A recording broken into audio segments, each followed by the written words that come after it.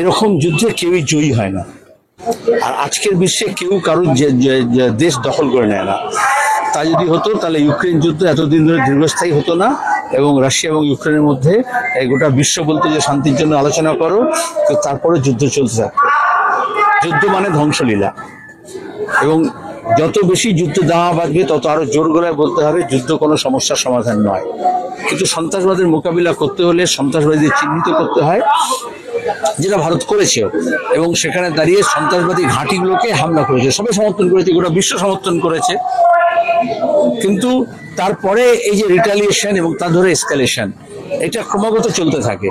আর আমরা তো মিডিয়াতে দেখছি, গতকাল রাত্রে দেখা গেছে পাকিস্তানের মিডিয়া দেখলে ভারত জয় করে নিয়েছে, আর ভারতের মিডিয়া দেখলে দেখা পাকিস্তান জয় করে নিয়েছে।